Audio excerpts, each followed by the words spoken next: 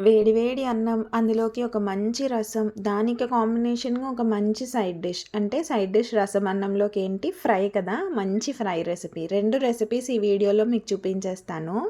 First అయితే fry recipe చూసేద్దాం. ఇదైతే మనకి పెళ్లి భోజనాల్లో దొరికే దొండకాయ ఫ్రై ఉంటుంది కదా! అదనమాట. ఫస్ట్ అయితే దానికోసం దొండకాయల్ని సన్నగా పొడుగ్గా కట్ చేసుకొని ఒక బౌల్లోకి తీసుకోండి. అందులో మీ టేస్ట్‌కి సరిపడా ఉప్పు, కొద్దిగా పసుపు, కొంచెం కారం, ధనియాల పొడి, గరం మసాలా అన్నీ వేసుకొని శనగపిండి ఇంకా బియ్యం పిండి 2 స్పూన్స్ ఈచ్, అంటే మీరు తీసుకునే క్వాంటిటీకి 2 ఈక్వల్ క్వాంటిటీలో తీసుకోవాలన్నమాట. బియ్యం పిండి, శనగపిండి ఏది ఎక్కువ తక్కువ అవ్వకుండా చూసుకోండి. ఇలా వేసుకోవడం వల్ల మనకి ఆ దొండకాయలో క్రిస్పీనెస్ చల్లగా అయిపోయిన తర్వాత కూడా కూర మనకి క్రిస్పీగానే ఉంటుంది.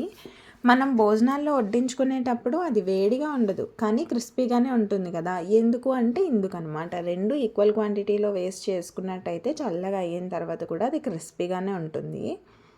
బియ్యం పిండి ఇంకొక స్పూన్ ఎక్కువైనా పర్వాలేదు, బట్ శనగపిండి మట్టుకి ఎక్కువ అవ్వకూడదు. శనగపిండి ఎక్కువ అయ్యేసరికి ఏమవుతుందంటే ఆ క్రిస్పీనెస్ చల్లగా అయ్యాక తగ్గిపోయి సాఫ్ట్గా అయిపోతుంది. అన్నీ బాగా కలిపేసుకోవాలి. వాటర్ ఏం యాడ్ చేసే పని లేదు.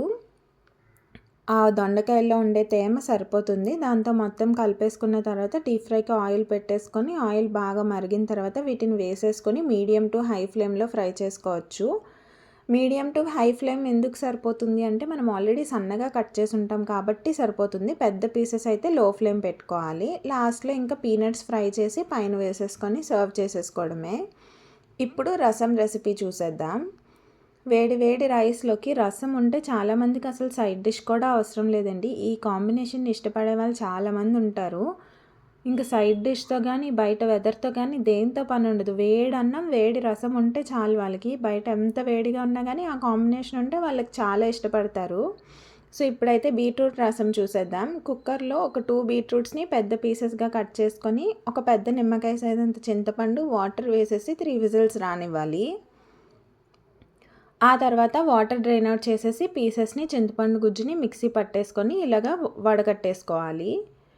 మీరు చారు ఏ గిన్నెలో పెడదాం అనుకుంటున్నారో దాంట్లోనే వడపోసేసుకోండి. అవసరమైతే కొద్దిగా వాటర్ కూడా వేసుకోండి. ఇప్పుడు అందులోనే ఉప్పు, కారం, కొద్దిగా పసుపు, అలాగే మిరియాల పొడి వేసేసుకొని, కరివేపాకు, పచ్చిమిర్చి వేసుకొని మరిగించుకోవాలి. ఇది బాగా మరుగుతున్నప్పుడు ఇందులోనే ధనియాల పొడి, కొద్దిగా రసం పౌడర్ కూడా వేసేసుకోండి. అంతే అండి. అలా ఒక 5-10 మినిట్స్ మరిగించుకున్న తర్వాత తాలింపు వేసేసుకోవడమే. తాలింపు కోసం ఆయిల్‌లో ఆవాలు, జీలకర్ర, ఎండుమిర్చి, కరివేపాకు అంతే. గార్లిక్ వేయలేదు, ఎందుకంటే మనకి బీట్రూట్ ఫ్లేవర్ ఎన్హాన్స్ అవ్వాలి కాబట్టి. గార్లిక్ ఇష్టపడే వాళ్ళు గార్లిక్ వేసుకోండి. అంతే, మన రసం రెడీ అయిపోయినట్టే. తాలింపు వేసేసుకొని వేడిగా సర్వ్ చేసేసుకోండి.